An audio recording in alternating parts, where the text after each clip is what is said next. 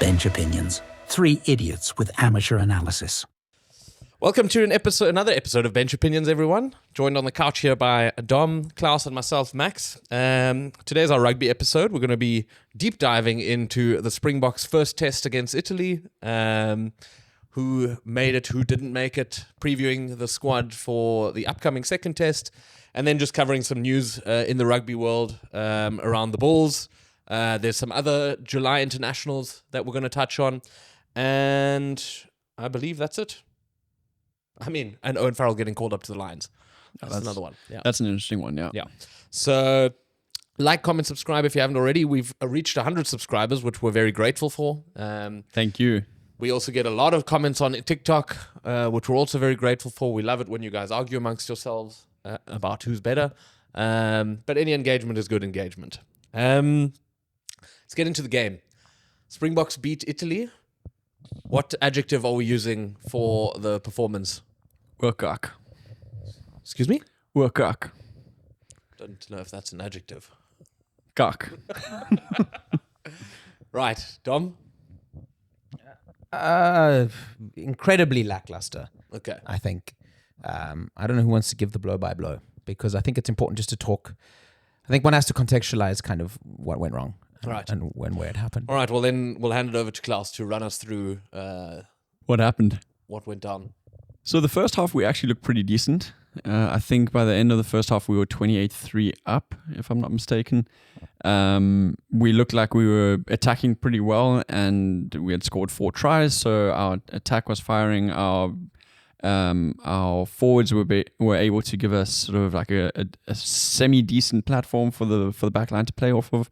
But Italy's defense was really, really good. They did really well at disrupting the rucks, which you could argue. Some people have been arguing online that Holly Davidson didn't have a good game. She sort of let it run away from her a little bit in some regards. That's not what I'm saying. That's just what people online have been saying. But they were able to sort of disrupt that a bit and sort of slow down the ball. I thought Morne van den Berg, I thought he played pretty well. Mm-hmm. I thought he played better than he did against the Barbarians. But when the second half came around, we brought in the bomb squad. We brought the bomb squad on with fireworks and galore, and everybody was celebrating it. They all came running out in one line. It was quite a Kodak moment. And that's pretty much where the fireworks ended, because they didn't bring any energy whatsoever, no impact. They weren't in any sort of cohesion. The scrums actually started struggling against them. Bongi's lineouts, I mean, I know it's in combination with the whole forward pack, but the lineouts weren't functioning. I think the most disappointing of all in the second half is that we got mauled for about 35-40 meters backwards. Right. And they scored a try off of that. That was really disheartening to see. And so when Faf then came on, which is nice to see because we haven't seen Faf in I don't know how many test matches. It's been quite a while. He had no platform to play off of, which meant, the likes of like Henry Pollard is now catching some flack about his performance. Where have you got to say, like, well, is he able to even perform off of what he's been sort of provided with? Yeah. Lots of people calling for Sasha to come back into the fold and for Mani to come back into the fold over him. Something we'll discuss, I assume, in the preview. Yes. But so everybody's under heavy critique there. Even Rusty has come out and said, like, hey, we as a coaching staff need to look at ourselves. He also says he's very confused as why the performance was so lackluster, as you say, because he said during the week the training went really well and everybody seemed to be firing on all cylinders. So something must have happened between Friday and Saturday. Let's come out onto what Rusty said. I think important, like you said, to put it into context. It's the first test match for the Springboks this year. Mm-hmm. The Barbarians game was obviously a good game, but it's obviously a lot weaker opposition. So first test against what one would call a proper low to low mid-table world ranking team. But Rusty was quite critical afterwards of the performance and almost threatening a little bit regarding team choice for the second one. Yeah, I think Rusty's biggest concern, from what you can sort of read between the lines and what is he saying, I think is this: inexplicable mental mindset sort of element to it. I think you can never really associate a lack of being switched on, a lack of effort, I would even say, but I think effort's the wrong word, but a lack of being sort of in the game. And I felt that kind of went as soon as the bomb squad came on. I think one can't ignore Bongi and Vincent Koch coming on. I think they came on, right? They've had a terrible season for the Sharks, or they've been very criticized by playing for the Sharks. Something that I've picked up as well, that the Sharks front row has kind of struggled, although Ox has been performing really well in that new front three that we've seen that have started the last two test matches. So I wonder there if there is the sense of a changing of the guard that might be in front of us, and the impact that they're able to make is just diminished by the fact that I wouldn't say over the hill. I think that's hyperly critical, but I think not at the levels that they were, leading up to the season. Just on the Bongi thing, Bongi usually came on as a starter, and then Malcolm came on to cover the last 40 minutes. Do you think that's maybe the difference, that he's coming in with the wrong mentality for that time of the game? I think we always joked about me always mentioning the aging Island squad, and I think on the one hand it is low hanging fruit to just look at the age and the number, but I think there is just a natural regression when it comes to the level of performance that these players can put on, and I think you will see levels dip and levels drop, and I do question if Bongi can make the impact off the bench. Maybe is someone, as you said, who starts and should start, and maybe is more switched on doing so, and maybe doesn't fit into this constellation of making an impact off the bench. But I think Malcolm has been so good, was so good for that first period of that game in that front three. But I think Rassie seems to be in a new territory, which I don't think is a bad thing, because we've seen Rassie thrive under situations where he's had to kind of adapt and move things around and be innovative, and I think that's what it's called for now. I want to pick up on that, because he never shies away even from being negative about the team or challenging the team post or pre-match, but this seems sort of like, all right, it was a scrappy performance, but it was the first test, so could almost give the boys a free pass on that. But I was thinking that I wonder if he's now if they're switching into a new gear in terms of the Springboks, and multiple other pundits have said this, are now the ones to set the standard in world rugby, right? It's obviously a lot happens in the Six Nations with Ireland battling France, who are always pitting, but a lot of people look at the Springboks and sort of say, right, what are they doing? Because when it comes to tournament play, we're going to have to match them. Do you think that the South Africans are now trying to enter into less of a World Cup team and more of an era sort of team, and try to gap the between the World Cups, 2019 won the World Cup. Afterwards, COVID hit, sort of threw the South African rugby back a few years because we really struggled there. Now that we won 2023 again, do you think Rassie is looking at putting together an era of dominance similar to what multiple All Blacks teams have done in the past? I think that was always the plan from Rassie, because he will say it, and he has said it. In 2019, they weren't supposed to win that tournament. Yeah. He came up with a game plan that worked, and nobody had really played that way, I don't think, ever, or very seldomly at least. This kick defense kind of strategy, and that worked very well, and other teams couldn't adapt to it.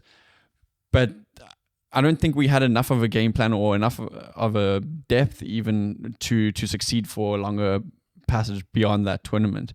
So after 2023, I think now you really see his plan sort of coming to the fore, that it's sort of we've got a cycle of new players coming through. It's not always like a revolution. We're not always going through a building phase. It's just constantly sort of turning its way upwards. Yeah.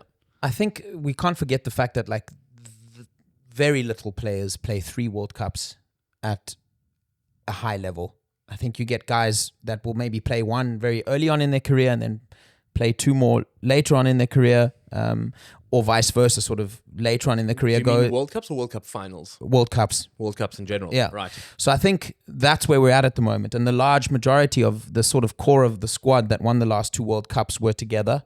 I think there were a few people that kind of came in and out, but I think there's a spine to this team that has won the last 2 World Cups. And I think that's just the reality that's starting to maybe, I wouldn't say dawn on Rassie. I think he probably saw this coming, but I think it's hard to predict at what point this this kind of happens? At what point do levels dip? Particularly if you know these players so well and you say, hey, during training, during the week, they've shown me the levels that I expect. But you have to be able to bring it on the field, and whether the opposition is Italy, I think particularly now, this is we can get to the Italian side of it. I think it's a big positive for Italy, the performance that they put up, and we should also not take away from what they were able to do. But I think that's the core now. That's what's different to the last two, is that you're just going to have players that cannot maintain the same level. And who are they? And at what point do they start to show a dip in these levels? And how do you adjust it? And I think whether Rassi, he always often puts himself in front and says, hey, we've got to look at ourselves. And I admire that, while also criticizing the players. He does both. But I think either one of those scenarios points towards personnel change at some point. Whether he got it wrong and misidentified who should start, or whether the players just weren't up to performance, it leads to one thing, and that looks like an inevitable change in the kind of the personnel that we see within the makeup of the squad. Yeah. The fact that we're being so critical about the Boks right now is because we're used to seeing them play at a better level, right? So the fact that we were still able to get a win, and we weren't even able to get out of second gear or third gear, whatever you wanted to call it, is still positive in the sense that we know there's so much more that can be done. Yeah. So would we be able to win with a performance like that in England? Even, or like I think with a performance like this, we might even struggle against like an Australia.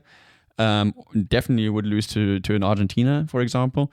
No. Well, I mean, we'll come to Argentina in a little bit. We'll come to Argentina now. They're dealing with their own problems. They've got their own demons. I know what you're saying, but it sort of popped into my head that, obviously success is measured in World Cups. Everyone knows that. That's sort of what defines you, and that's the jokes, whether they're valid or not, always about how many World Cups have you won, because that makes you a good or not a bad rugby team.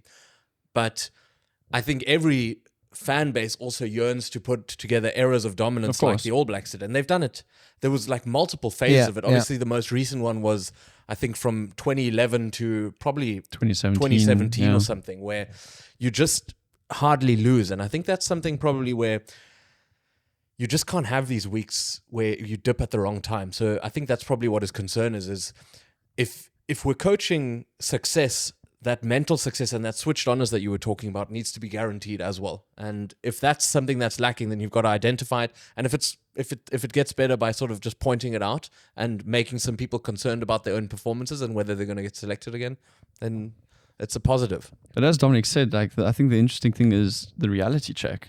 Yeah. Just get humbled again, go back to the drawing board, just reassess where we're actually at, and then go from there. I think that's a valid point. And on that subject, I think we talk a lot negatively. I think it's important to speak about, again, some of the better performances in that Springbok side. I think Chituka looked good again. Absolutely. He looks like he's really embraced the challenge. The challenge and the jersey. There's even talk about him possibly becoming a future Springbok captain. I think that's premature, but I've seen a lot of people call for that and talk about it, particularly in the context of him being in that 6 jersey. Yeah. Interesting. I think Ox had a great game again. That scrum was very dominant in the first bit. Damian Willemse, a lot of carry meters. He broke a few records in terms of carry meters for a Springbok fullback. So for him to come back into the side and with the ball in hand look that good, I think is also exciting, because we spoke about it last week about what is the fussy Willemse, what are all the battles that are going to be going on the he on played the field. at 12 for a little bit. Exactly. And yeah, look, I myself wasn't convinced by Vandenberg. It's something that you also get on a lot of, you see a lot of player ratings online. And if you click on one player rating, they'll say Vandenberg had because I think he even, I don't know if you may have won man of the match. You did get man of the match. And then you'll click on another player rating and they'll say, other than his tries, he was very one-dimensional and something like that. So it's always in the eye of the beholder. To score 2 tries is definitely... Yeah, for sure. I mean, that speaks for itself. I think there was also, it doesn't help him that there was a little bit some comical stuff with the kick and kicking the referee and whatever, but she was not in the right position. But yeah, I think generally speaking, reality check, I think it speaks volumes that one speaking this way after what turned out to be a relatively easy victory. I mean, the Italians weren't ever really close to us in terms of beating us. Yeah. Yeah, and I think it's just a classic case of foot off the gas. I mean, at a stage it looked like we might put 60, 70 points past them. And I'm trying to understand that and unpack that. And it's no coincidence that leading up to this game, a lot of the talk amongst the coaching staff was, we can't underestimate the Italians. We never underestimate anyone, etc., etc. And understanding how it still got to the point where one took the foot off the gas. Yeah. Just before we go into the next test with Italy, I just want to mention something that sort of caught a little bit of fire on social media, is the fact that Loftus wasn't completely sold out. There was empty seats. It's claimed as a sellout when it's over 80% apparently, but there was a few empty seats to be seen on a few of the social media posts. And the obvious finger to point at here is the ticket pricing. We spoke about it in the Barbarians game. But apparently the ticket prices here are ranked between 1,100 to 2,500 Rand per ticket, which is quite steep. And I was reading up on Oberholzer's response to this, and he said, we've really had to try and up our revenue from events, because someone like England, for example, gets 50% of their revenue from events, whereas South Africa beforehand was only getting 20% of its revenue from events. And I just wonder what you guys think is the solution to this, because I don't think we can compare ourselves one-on-one to England, because our fan base is not the same as the fan base living in England. Obviously, you want to open the Springboks up to a much wider community, and obviously South Africans don't always earn that much money. So I don't know, do you guys think it's viable to continue down this path, or should there be something like a lottery system for a certain part of the stadium just to ensure that it gets filled? I mean, I'm not really researched much or informed much about the ticket pricing and what that means in terms of our financial sort of year. But what I would think is, in a country like South Africa, where you have such a diversity in income, you would have to come up with some sort of a system where you can offer really cheap seats at the top, so for your students and just the poorer part of societies, and then front row or middle section, then just go and charge people 4,000 Rand, because you will find enough people who will get those tickets. But the main thing is you want to give an opportunity for everybody to try and get into the stadium. I mean, there's obviously different categories of ticket pricing, and of course, that they're not starting low enough.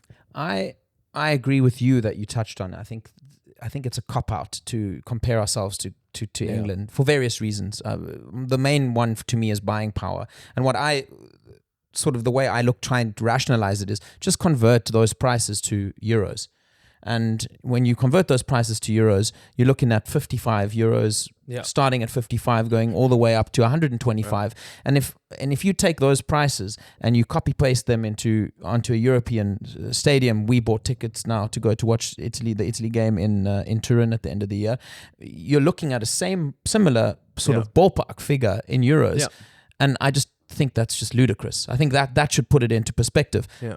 There's no way you can charge European prices in a country like South Africa, not just purely off the buying power. Yeah. And I think it's a cop out for him to say, oh well, the English do it, so why can't we? It's a strange tangle to be in, because obviously they want to strike while the iron's hot. The Springboks have never been as popular as they are now, but at the same time, surely you want to make them even more popular and give even more access into identifying with the team. And you'll never identify as much with the Springboks as when you see them live, whether that's playing or whether you see them on the bus, they're driving past with a trophy or something. That's what creates that vibe. And I think it's a bit short-sighted to say let's make as much money as we can now, even if it might feed down into the unions, and it's probably healthy for SA Rugby. Rather look a bit more long-term and say let's see if we can't think of something a bit more creative to fill empty seats, and just to give more people the chance to watch them. I was thinking that, have the sale go till 5 days before the game starts, and whatever's not sold by then, obviously you can't do this all the time because people will never buy tickets and then just hope that they win it. But if you've got 10,000 empty seats, you just raffle them amongst people who enter a draw, and sort of give them to people who won't get a chance to watch the Springboks that way. Or you can use dynamic pricing as well. That could be an interesting way to do it. But I think you hit, again, nail on the head. I think do absolutely everything in your power to avoid empty seats. Everything in your power. It's not like the people aren't there to go watch. No, and I mean, I saw comments online who just said, it's South Africans are not necessarily the ones to go to a lot of live events in general. Like it's not a live event culture like it is like we've got it in Europe. You don't weekly go to watch your football team. Like we were speaking about the music scene in South Africa is a lot smaller. People don't regularly go out to go see their favorite band.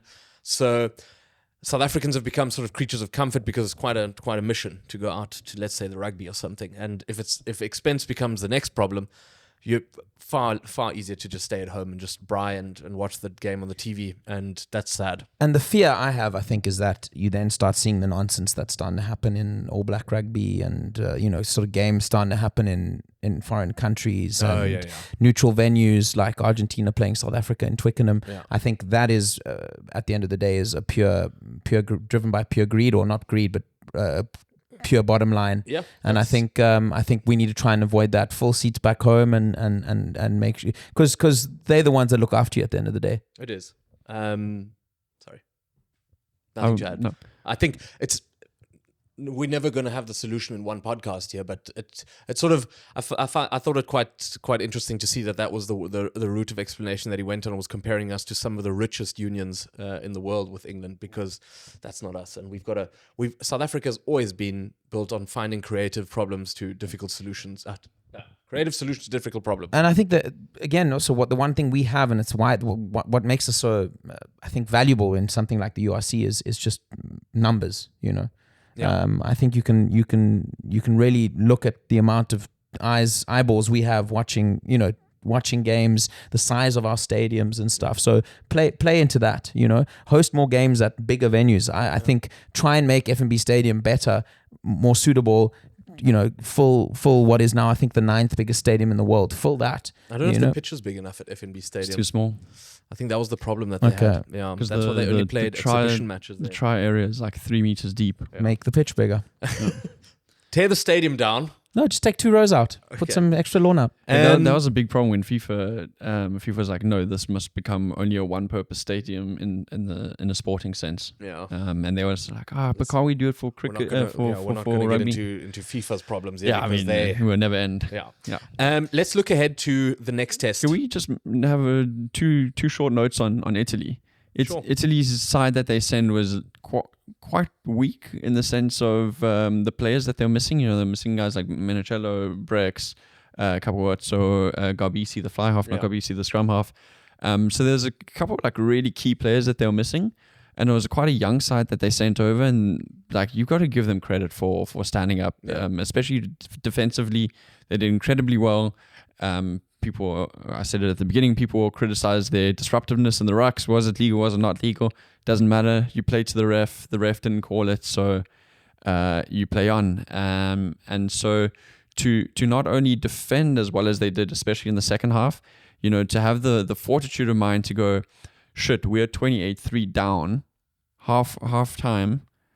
We could also just, especially with not having that experience and having such a young side, we could just pack it up and sort of let the game run away from us. And they managed to just stay in it. And not only stay in it, but they actually started to attack back. I mean, they scored more points and more tries in the second half than we did. Yeah. And they almost scored a try right at the end as well. So then the scoreline would have looked a lot different. I mean, we would have had 6-point difference, right? Yeah. No. What was it, 42-24?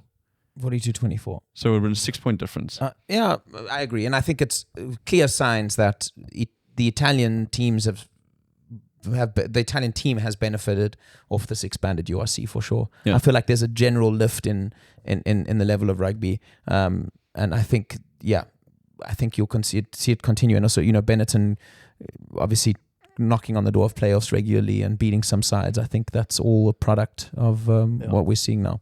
Well, let's see how they do in the second test, because if the Springboks do get their shit together, that's a different challenge altogether. Squads were announced. Any surprises in your minds? Do you want me to read through it so that it's a bit fresh in your mind? I mean, you can read through it to the audience. Yeah. So I'll read 1 to 15.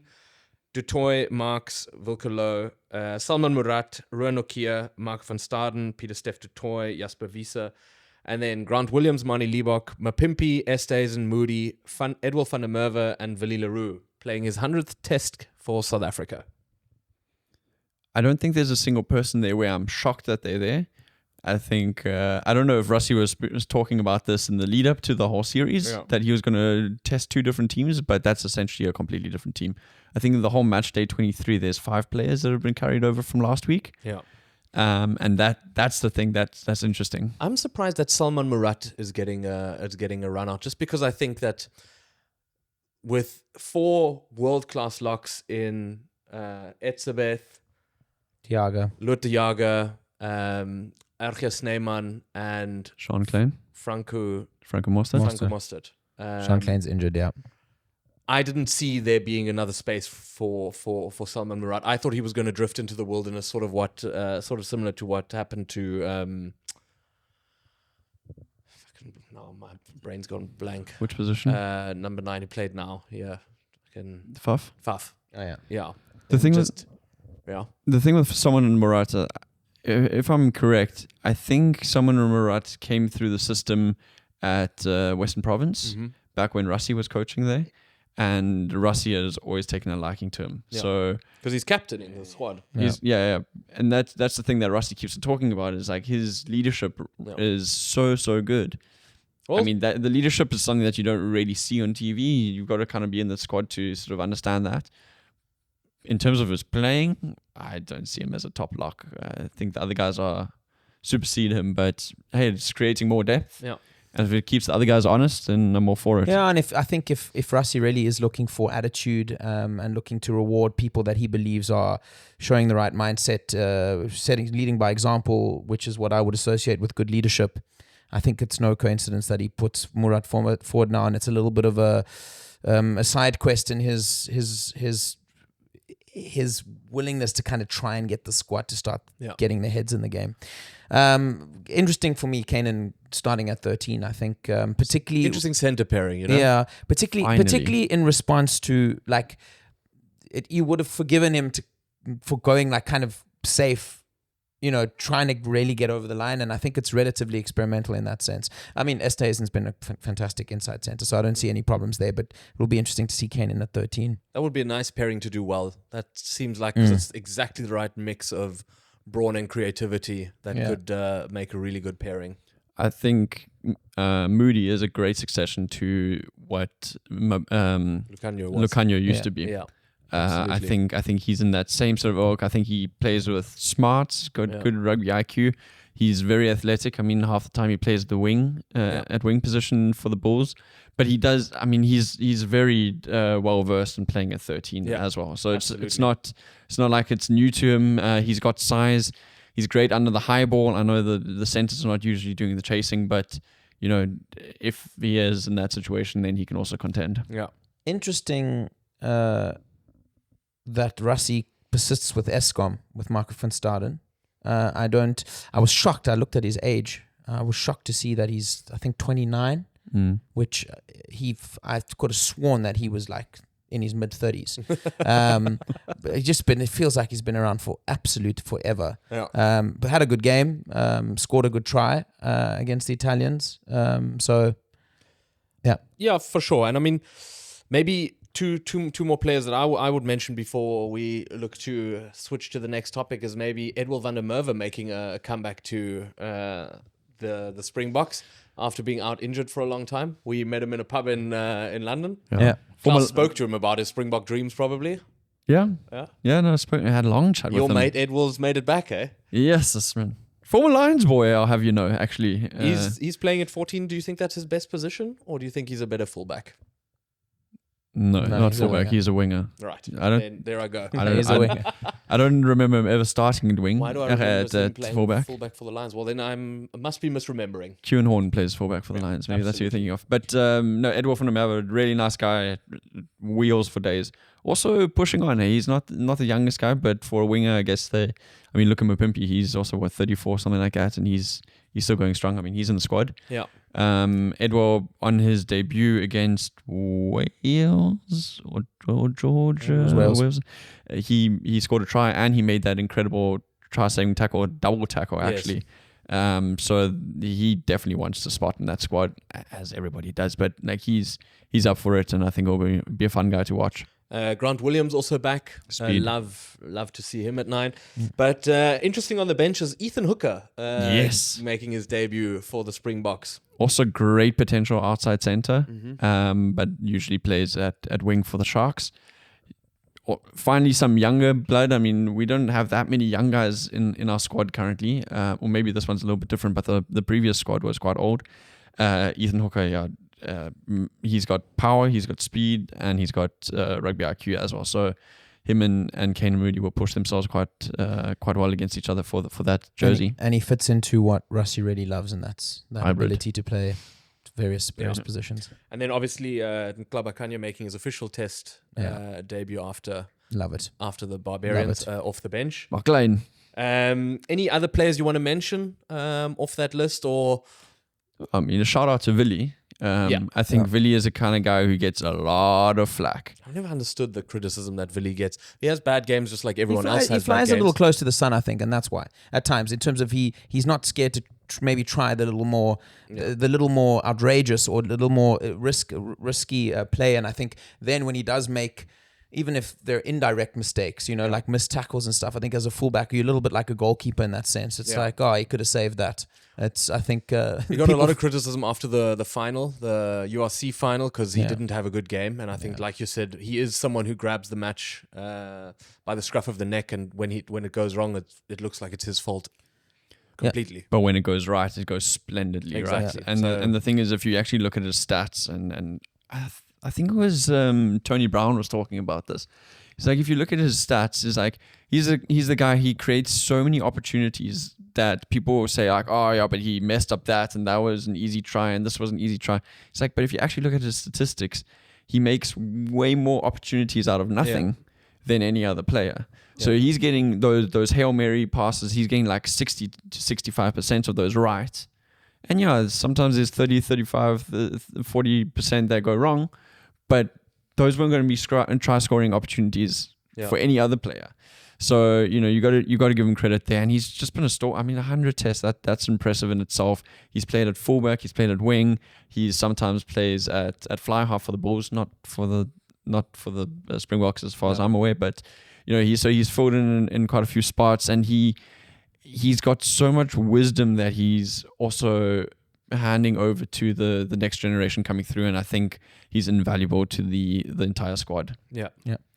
And then final mention, let's see how Mani gets on with his kicking. I think that'll be quite an interesting side story as well. I think still not the level of pressure that it'll definitely be a step up from the Barbarians game, but it'll be good to see if he continues his kicking trend. Yeah. Anything else on the Boks before we move into a bit of rugby news? No, short mention. I don't think we're going to dive into it, but short mention about the baby Boks beating England, the defending champions. Very well Going from done. strength to strength. Yeah, Pete, young Lions scrum half, stealing the show at scrum half. So one to watch. We play Scotland tomorrow. Well, yeah. Tomorrow, because we're going to upload this later tonight. Exactly. Tomorrow at 3:30. Should be pretty much run of the mill, and then spot in the semi-finals already confirmed. So let's see where we go. Yeah. Let's go to a few other July internationals quickly, just because there was a few surprising results. I think the easy one to start with is that England absolutely demolished Argentina in Argentina. Yeah. Something that I didn't see coming, because I thought England is missing a few of their best players, and Argentina had just beaten those best players with the Lions. Not great if you're an Argentina fan. No, not great at all. Because you'd think that it's now time to build towards the Rugby Championship, and that's a big knockback because there was very little on show from Argentina. Yeah. I mean, let's also see if it maybe had something to do with some of their key players coming back from the top 14, not having enough time to sort of get into the swing of things in terms of like that setup. Yeah. Maybe that had something to do with it. Maybe they're also tired from traveling back. There's quite a few time zones, but unfortunately. It also births a lot of question marks around that British and Irish Lions test match that the Argentinians managed to win for the British and Irish Lions, thinking, wow, okay, how far are they from being good enough? We can talk about their game against the Waratahs and kind of what happened there as well, but that's the question mark, is like how... I think there's massive concern. I heard it with a few pundits speaking about it, that Yeah. you either fall on one side of the fence. Someone like a Dan Cole will say, well, each game is good because it's another game under the wing. Yeah. Whereas other people will say, you're not creating enough opportunities against under strength Australian club sides. And it's now, I think that was their third game. And now they're playing the Brumbies tomorrow. Yeah. And you need to start gelling eventually because it's risky. Yeah. Because when you did play a good team that was missing a few swords, you were shown to be lacking. So Yeah. you really need to start performing now. And then, now Argentina going on to lose to an England side without all their British and Irish Lions stars, you start to think, What a great game for England was Ford. He Oh, yeah. played phenomenally well. And Drop he goal again. Drop goals from everywhere. And I guess since we're on that topic now anyway, should George Ford have been called up to the Lions as opposed to Owen Farrell? I think I'm going to go out and say I think the Owen Farrell decision is a poor one, and I don't believe this I don't necessarily believe this from a rugby playing point of view only. Like I think there's merits for him as a rugby player. I just think from a PR perspective, you can talk about George Ford, but I saw a list. The whole other list of 3 or 4 players that people said. Well, a fullback got injured. And they haven't called up a fullback. Exactly. Which, if anyone, South Africans are fine with. We because understand. When Malcolm Marx went Hooker down got and- injured, we brought Pollard in. So. Exactly. No, I think at the end of I think Farrell in that sense can also cover at least 2 positions in that back line anyway, and it frees up And something fullback. like Marcus Smith as well. Then definitely becomes They have cover. Yeah. I don't know. I think there was a lot of praise from within the whole British and Irish Lions fraternity when Farrell decided not to pick Owen first time around. And I think there was great reception for him on the TV. Exactly. I think for that reason. And I think that's all been undone now. And you do ask yourself the question, like, is this really kind of the curveball that needs to enter a British and Irish Lions squad with days It's before a lot the of first experience test to match? bring in as well. I'm going to say I'm on the other side of that coin. Like I think it's a good pickup. First of all, he's been in 3, I think this is before. 4th, So I think this is his 4th one, or it's maybe even his 5th one. No. This is Jesus, he'd have to He'd be have to have fucking 20 40. years. 20 years. How old is he? So doesn't he 40? Started playing when he was 12. So it must be his 4th one then. So he's been there, done that. He's not the guy you bring in and it's his first time. The whole experience is a little bit overwhelming. Yeah. He's played with most of those guys before, including the rest of the squad, like besides the English part of that British and Irish Lions team. So he knows the guys. He knows how they function. Has personal relationships with them as well. On top of that, he has a personal relationship with his dad, I would hope. So They're not on he's speaking terms. They're not on speaking terms. So there's probably also been discussions there, where he sort of understands the setup already, and you're bringing a guy in who doesn't have to start from scratch. Yeah. And I think that's a big win. I agree with that. I agree with that sentiment. If he's not but. I agree with that sentiment if he's coming in to start these test matches. Do you think? I don't think No, he is. that's what I mean. And that's what I mean. So I think to myself, all those points are valid in my opinion. If that guy is a shoe-in to get into the match day 23, there's a lot of the big arguments out of the British and Irish Lions fraternity against him being picked is that you've said no to a couple of guys that play in France that are very good rugby players that have been overlooked. But who would the let's concentrate on fullback options. Who would the fullback options be that could have replaced Elliot Daly now that he's gone home? There is definitely one Englishman that plays in France and therefore doesn't play in for the English side. Okay. Similar to, Owen Farrell choosing not to play for England, so not playing for the national team anymore, who they say, and I would have to Google his name, unfortunately, who a lot of people have put forward saying, you're kind of ridiculing the whole premise of if you don't play for England. They believe that on merit, he should have gotten into the first selection of the British and Irish Lions. And that's kind of the conversation that has kind of come up. And I say to myself, I don't know. I think my point is if he comes into the side and if the idea is, okay, I think he's good enough to get into that match day 23, no questions asked, and he's someone that's going to come in and really play a part, I think maybe it's worth the risk. But if like you guys have said, and I'm undecided, I wouldn't be surprised if he does get into that match day 23 now. He's not named to play the Brumbies. Not yet. Yeah. He's not in the squad there. I wonder if it's worth all the fuss. That's my question. So these are, I think, the two sides of the argument. Is he's not in the international rugby fold, and he brings a lot of experience and could calm down a squad in general, could add to a squad. So I think one will just have to wait and see. If the Lions end up winning with him playing or not playing, it'll be a stroke of genius. If it gets tight even, or if the Lions lose, that will weirdly be something that they'll pick on, but that's not the reason. And they can celebrate on Daddy's boat. I don't think they would have brought in anybody that they would have then put in the starting lineup. No. So in that case, bring the experience. All the cover opportunity, all the cover options are better. So I think it's just interesting to see, and I thought it was interesting to see the vitriol from Lions fans all over after having just praised them for applauding Owen Farrell so nicely. So, it's always a very thin line you're treading on. But they showed him on the screen in Australia. Booing him. No, they weren't. His own players behind him were joking. Oh, his own players were booing him, yeah, but as a joke. But the rest of the crowd seemed pretty cheerful about it. I think it's just charitable because he has no arms. Yeah. I think that's enough on the British and Irish Lions. Let's quickly cover the other big series that is taking place right now. France did not get thumped by New Zealand. New Zealand just squeezed by, and what we'd have to say, because we've said it the past few times, a B-string France side. So I don't know if France are better than we give them credit for, or if New Zealand are worse than we think they are.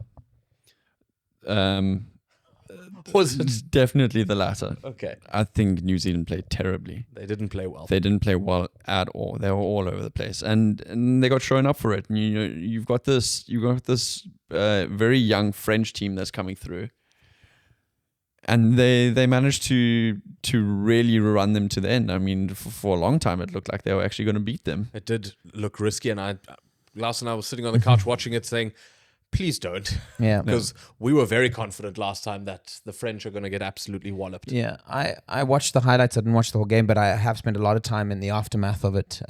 Interesting to see sort of this weird kind of lack of acceptance from the All Black fraternity. Yeah. People saying, yeah, but at the end we deserve to win the game, etc., etc. As soon as South Africa got taken close by the Italians, saying, oh, well, maybe the South Africans should be concerned by their performance against the Italian team. Yeah. So the alarm bells are going. I think you can't forget the level of the element of unknown to that French sort of makeup, which could make them a banana peel. The first test match in. Let's see how they go across the 3-match series. I think you can give them a little bit of a period of grace, the All Blacks, starting into the season, as you would South Africa playing against Italy, and not maybe being at the levels, but definitely concerning for sure. Yeah. As you just said, also for the All Blacks, just like for the Springboks and for everybody else in the Southern Hemisphere, it's our first game this year, right? Yeah. So it's still and finding. you see that. I mean, you saw it with Argentina as well. Like you said, it's not. Saw it with us. Yeah, saw it with us. Australia did beat Fiji though. So that's their only tune-up game going into the Lions series. Excited to get to see that soon. Short mention also to Japan for beating Wales. Oh yeah. Yeah. Wales is on a 18th defeat in a row for Wales. Very sad. very sad. So the quest for a win again continues, and Japan every now and then getting just surprising someone. Yeah. I think we'll leave the Jake White Bulls situation for when the Bulls have found a new coach. That's been in the news for a while, but this is, I think, quite a long episode already. So I think that'll be it for this week. As we mentioned, we're going to be releasing we haven't mentioned it, but we're going to be releasing only one episode next week, one rugby episode. We're traveling next week, so we can't record something current on all the rugby that's being played. But we will release something that's just a little bit more of a broader outlook on the game currently, club ownership, and where the club game is going in future. So be sure to check that out. We'll be dropping that as usual on Tuesday next week. If you did enjoy the episode, send Dominic a DM. He loves receiving a little bit of hate there about his goggles. Yeah, Googles, Mr. Googles. You can just put it in the comments. He'll see it. Yeah. But if you could comment and subscribe and give us a like or share it with your mates, that would be highly appreciated. Thank you very much.